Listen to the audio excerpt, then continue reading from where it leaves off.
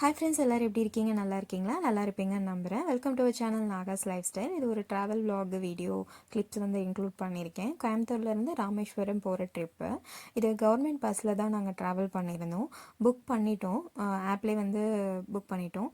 சிங்காநல்லூரில் 8:25க்கு direct Rameswaram bus இருக்குது. ஆப்லேயே நம்ம முன்னாடியே ப்ரீ புக்கும் பண்ணிக்கலாம். அங்கே போய்ட்டும் டிக்கெட் எடுத்தும் போய்க்கலாம். அப்போது நாங்கள் பஸ் ஸ்டாண்டுக்கு ரீச் ஆனது வேறு 5 மினிட்ஸ் லேட்டாக ரீச் ஆகிட்டோம். 5 மினிட்ஸ் கூட இருக்காது, 3 மினிட்ஸ் பஸ்ஸு கரெக்டாக அந்த டைமிங் எடுத்துட்டாங்க. கண்டிப்பாக இதெல்லாம் ஒரு பெரிய மிராக்கிள் தான். முருகர் அருளால் தான் நாங்கள் அங்கே இந்த ட்ரிப்பு அமைஞ்சுதுன்னு சொல்லணும். கண்டக்டர் பஸ்ஸு எடுத்துட்டாங்க. அதுக்கப்புறம் அங்கே பஸ் ஸ்டாண்டில் இருப்பாங்கள்ல, அவங்கக்கிட்ட இந்த மாதிரி கண்டக்டர் நம்பர் இருக்கா, லாங் ட்ரிப்பு நாங்கள் ப்ரீ புக் பண்ணிட்டோம், அமௌண்ட்லாம் பே பண்ணிட்டோம், டிக்கெட் வந்துருச்சு அந்த மாதிரி சொன்னதுக்கப்புறம் அவங்க கண்டக்டருக்கு கால் பண்ணி ஒரு 5 மினிட்ஸ் வெயிட் பண்ண சொன்னாங்க. நாங்கள் பைக் எடுத்துகிட்டு போயிருந்தோம். ஒரு ஒரு 2 கிலோமீட்டர்ஸ் போயிட்டாங்க தாண்டி. பஸ் ஸ்டாண்ட்லேருந்து சிங்கனூர்லேருந்து 2 கிலோமீட்டர்ஸ் தள்ளி போயிட்டாங்க. சாந்தி கிட்ட வெயிட் பண்ணிகிட்டு இருந்தாங்க. நாங்கள் போயிட்டு அங்கே ஒரு ஆட்டோ ஸ்டாண்ட் இருந்தது, அங்கே நம்ம பைக்கை பார்க் பண்ணிவிட்டு ஹெல்மெட் எடுத்துகிட்டு கிளம்பிட்டோம். அதுக்கப்புறம் வீட்டுக்கு கால் பண்ணி சொன்னோம். அவங்க வீட்டில் இருக்கவங்க பைக் எடுத்துகிட்டு பஸ் ஸ்டாண்ட் பக்கத்தில் பைக் ஸ்டாண்டில் போட்டுட்டாங்க, நாங்கள் எடுத்துகிட்டு வர்றதுக்கு ஏற்றாப்புல. அதுக்கப்புறம் நாங்கள் அங்கே ரீச் ஆனது டைரக்ட் பஸ்ஸுங்கிறதுனால மதுரையில் ஒரு ஸ்டாப்பிங் இருந்தது. மதுரை ஸ்டாப்பிங்க்கு அப்புறம் டேரெக்டாக ராமேஸ்வரம் தான்.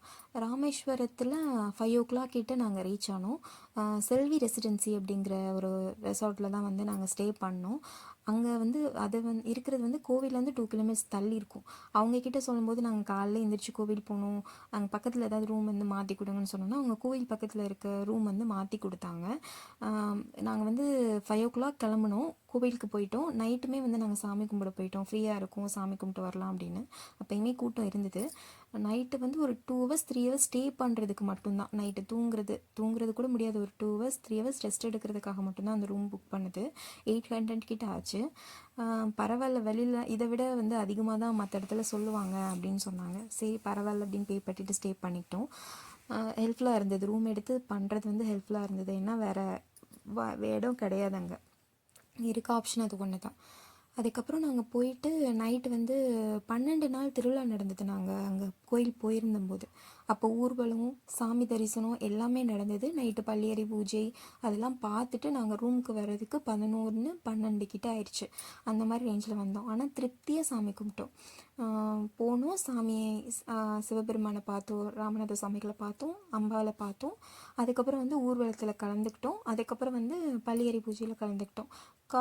காலையில் நாங்கள் பிளான் பண்ணி போனது ஸ்படிகலிங்க தரிசனம் பார்க்கணும் அப்படின்னு. அப்போது 3 o'clock நாங்கள் எழுந்து குளித்து கிளம்பிட்டோம் சாமி தரிசனம் பார்க்குறதுக்கு.